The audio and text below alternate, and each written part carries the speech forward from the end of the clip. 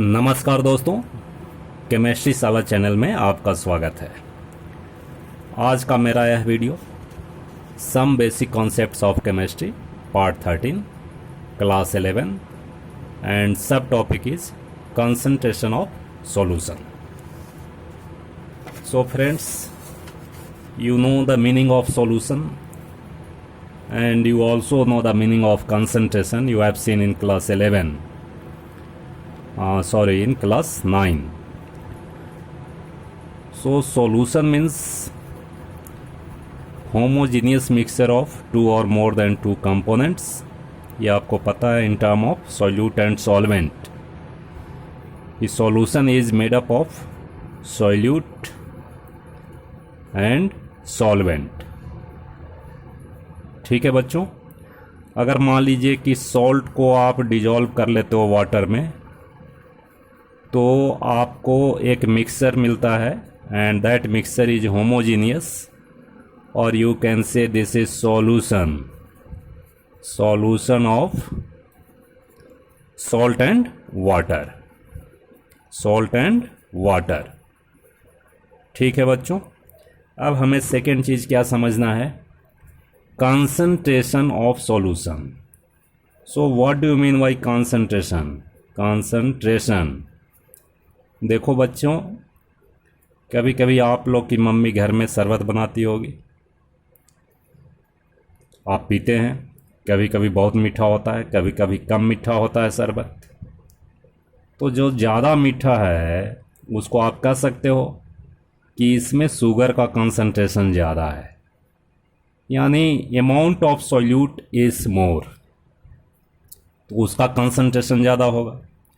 जैसे मान लो हम एक गिलास पानी लिया, ठीक है, और इस एक गिलास पानी में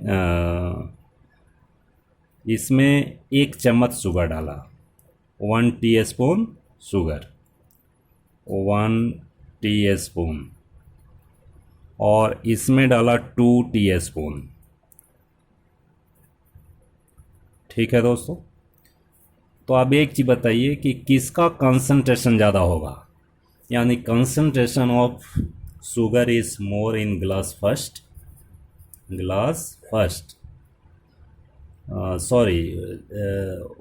less in glass first, and in glass 2 the amount of sugar is more, so it is more concentrated solution, this is less concentrated solution. So इसी तरह से समझना है, यानी आप you can say the meaning of concentration is amount of solute present in solution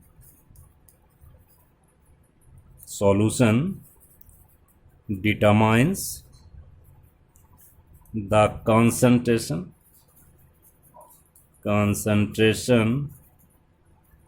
of solution, right?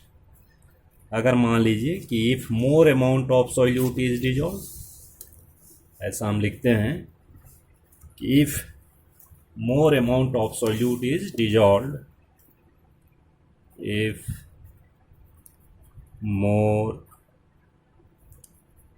amount of solute is dissolved in solution, then concentration is more,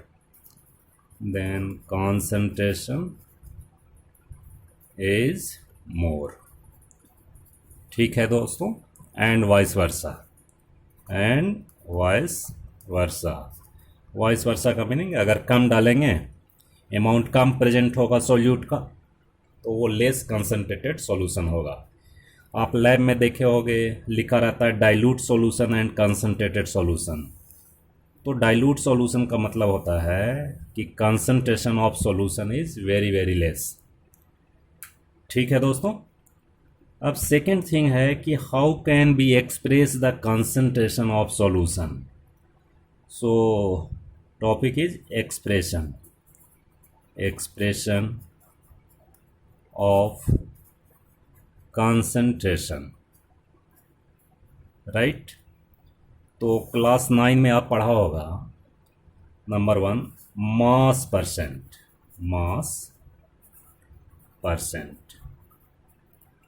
यानी इसको हम लिखते हैं W/W परसेंट भी लिखते हैं।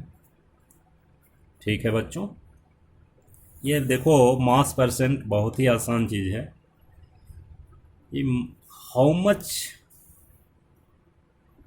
Mass of solute present in 100 gram of solution, यानी इसको हम लिख सकते हैं कि amount of solute in gram present in 100 gram of solution, right. देखो इसको इस तरह से समझते हैं, मान लीजिए एक कोनिकल फ्लास्क ले लीजिए, ठीक है, ऐसा ले लीजिए कोनिकल फ्लास्क, राइट। और इसमें 10 ग्राम NaCl डाल दो, राइट। और उसके बाद इसका volume, you make the volume of solution up to 100 gram, right. अब ये पूरे सॉल्यूशन का मास कितना कर देना है भाई, 100 ग्राम, यानी 100 ग्राम सॉल्यूशन कंटेंस 10 ग्राम NaCl। तो इसका मास परसेंट क्या हो जाएगा, इसका जो मास परसेंट होगा वो मास परसेंट इज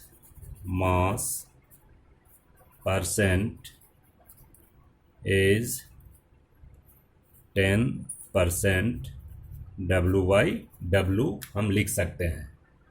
ठीक है दोस्तों, अब देखिए मास परसेंट को हम क्या लिख सकते हैं, mass percent is equal to weight of solute in gram upon weight of solution in gram into 100। ये परसेंट है तो हम इंटू 100 करेंगे। ठीक है दोस्तों, अब देखो इसमें क्वेश्चन आ सकते हैं, क्वेश्चन पूछे जा सकते हैं। तो एक मैं क्वेश्चन देखता हूँ इससे रिलेटेड। एक क्वेश्चन मैंने लिया है, if 11 gram of oxalic acid are dissolved in 500 millilitre, ये देखो 500 मिलीलीटर है, वॉल्यूम दिया हुआ है, of solution and its density is 1.1 gram per milliliter, what is the mass percent of oxalic acid in solution। देखो इसमें थोड़ा सा ध्यान ये रखना है कि mass of solution is given in millilitre, और मास परसेंट क्या है डिफाइंड भाई, वेट ऑफ सॉल्यूशन। तो you have to find the weight of solution by using a popular relation density is equal to mass upon volume. ठीक है दोस्तों, तो हमें क्या क्या चीज़ चाहिए, सो देखो 11 ग्राम ऑक्जेलिक एसिड दिया हुआ है, यानी weight of solute is given, weight of solute this is equal to 11 gram. ठीक है, वेट ऑफ सॉल्यूशन के लिए हमको क्या करना पड़ेगा, वेट ऑफ सॉल्यूशन यानी मास निकालना है, मास ऑफ सॉल्यूशन। तो वॉल्यूम को डेंसिटी से क्या करना पड़ेगा भाई, मल्टीप्लाई करना पड़ेगा, यानी volume of solution multiply by density of solution. ठीक है दोस्तों, वॉल्यूम ऑफ सॉल्यूशन कितना है भाई, 500 मिलीलीटर।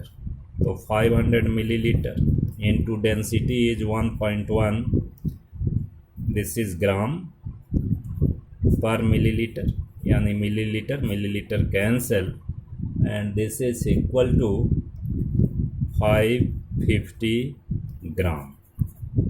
ये हो गया आपका मास ऑफ सॉल्यूशन। ठीक है, बात समझ आ रही है। अब देखो हम फॉर्मूला लिखते हैं। फॉर्मूला लिखेंगे, क्या है भाई, W/W%, this is equal to weight of solute. तो वेट ऑफ सॉल्यूट कितना है, 11 gram. So 11 upon 550 multiply by 100। अगर आप इसको कैलकुलेट कीजिएगा तो आप कैलकुलेट कर सकते हो इसको, 1010, 11 5 जा एंड 5 2 जा। This is equal to 2% oxalic acid. Oxalic acid ये क्या हो गया भाई, ये mass percent of oxalic acid. ठीक है दोस्तों, ये बात समझ आई। तो इस तरह से थोड़ा ध्यान रखना है कि इस तरह के क्वेश्चन जो भी करते हैं तो उसमें थोड़ा ध्यान रखना है। ठीक है बच्चों, ये सेकेंड मेथड जो एक्सप्रेस करने का, concentration, you can express the concentration in term of mole fraction and it is denoted by x. तो बच्चों इसमें हमें ये देखना है कि how much mole of individual components present in solution, right. So mole fraction को आप डिफाइन कर सकते हैं, it is the ratio of moles of one component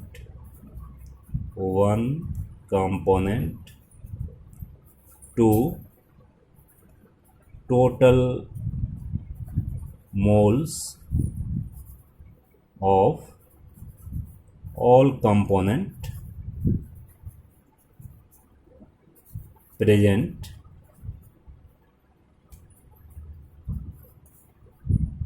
in solution, right. So it is ratio means fraction। इसको हम इस तरह से समझ सकते हैं, जैसे मान लो एक सॉल्यूशन है and this solution is made up of two components A and B. A और बी से बना है, तो इसका मतलब ए का भी कुछ मोल्स होगा और बी का भी कुछ मोल्स होगा भाई, ठीक है। और टोटल मोल्स क्या होंगे, तो ए और बी के जितने भी मोल्स होंगे वो टोटल मोल्स इन सॉल्यूशन। अब ऐसा सोचो कि मान लीजिए ए का मोल्स एन ए है और बी का मोल्स एन बी है, ठीक है। तो टोटल मोल्स इन सॉल्यूशन क्या हो जाएगा भाई, N A plus N B is the total moles of all components. Suppose you have to find the mole fraction of component A, so you write XA. XA represents the mole fraction of component A. This is equal to, by definition मैंने क्या लिखा है, number of moles of component A upon total numbers of mole of all component। तो XA is equal to Na upon Na plus Nb। So it's a type of fraction, you know. अब fraction किसका fraction है, ये मोल का fraction है, that's why it's name is mole fraction. ठीक है दोस्तों, सिमिलरली हम XB का भी वैसे ही पता कर सकते हैं, XB equal to Nb upon Na plus Nb। So by using these two formulas you can calculate the mole fraction of each component present in solution, and in solution it may not necessary to have only two components, it may be more than 3, right। अब next देखो, अगर हम XA और XB की बात करें तो if you add X A plus X B then क्या होगा, तो इसको ऐड कीजिए N A upon N A plus N B plus N B N A plus N B and you take LCM. This is Na plus Nb and here Na plus Nb. ठीक है बच्चों, XA plus XB, समझ आ रही बात? Right, very good. This is equal to 1. So XA plus XB is equal to 1. Now you can find two more formulas from this relation. XA equal to 1 minus XB और XB equal to 1 minus XA. अगर बच्चों आपको एक mole fraction पता है, एक component का mole fraction पता है, तो दूसरे का आसानी से आप पता कर सकते हैं. कैसे पता करेंगे? By subtracting that mole fraction from 1. ठीक है, तो ये दोनों बहुत ही यूजफुल फार्मूला है. अब इसमें बच्चों एक मैं क्वेश्चन फॉर्मेट करता हूँ, उसको मैं देखता हूँ. ठीक है दोस्तों, नेक्स्ट देखो बच्चों, एक क्वेश्चन मैंने लिया है, आप ठीक से इसको पढ़िए. ए solution is prepared by adding 60 gram of methyl alcohol, आप इसको मिथेनॉल भी बोल सकते हो, टू 120 ग्राम ऑफ वाटर. मिला दिया 120 ग्राम में 60 ग्राम मिथाइल अल्कोहल मिला दिया. Calculate the mole fraction of methanol and water. दोनों का मोल फ्रैक्शन पता करना है. इसमें जल्दीबाजी नहीं करना. बहुत बच्चे क्या करते हैं, इसी को मोल समझ लेते हैं और फटाफट ऐड किया और मोल फ्रैक्शन निकाल दिया, बिल्कुल गलत रिजल्ट और 0 नंबर मिल गया. ठीक है, तो सबसे पहले नंबर ऑफ मोल निकालना है. हमारा दो कंपोनेंट क्या है भाई, मिथेनॉल, तो CH3OH हो गया मिथेनॉल एंड वाटर, इधर लिख लो. अब कितना ग्राम है ये, 60 ग्राम, तो 60 ग्राम लिख लीजिए मिथेनॉल. मोल फ्रैक्शन में मोल निकालना है, ये कितना है भाई, 120 ग्राम. तो नंबर ऑफ मोल्स कैसे पता करते हैं, पहले वाले वीडियो में मैंने बताया है, मोल कॉन्सेप्ट में मैंने बताया है, या फिर से वो देख लेना वो वीडियो. तो इसका molar mass, number of mole equal to mass upon molar mass. Molar mass कितना होता है भाई इसका, तो आप कैलकुलेट कर लेना, ये 32 ग्राम आएगा इसका. 32 ग्राम पर मोल होता है. ठीक है, ग्राम पर मोल, तो ये मोल आ जाएगा. और वाटर का मोलर मास आपको पता होना चाहिए, 120 ग्राम अपॉन 18 ग्राम पर मोल. ठीक है, एन किसका है भाई, ये मिथेनॉल का, तो एम लिख देते हैं, छोटा सा M. This is equal to 1.875 mole आ गया मिथेनॉल का, और एन वाटर यहाँ लिख देते हैं. इसको अगर करोगे तो ये आपका आएगा 6.667 मोल्स. ठीक है दोस्तों, अब मोल फ्रैक्शन पता करना है जी.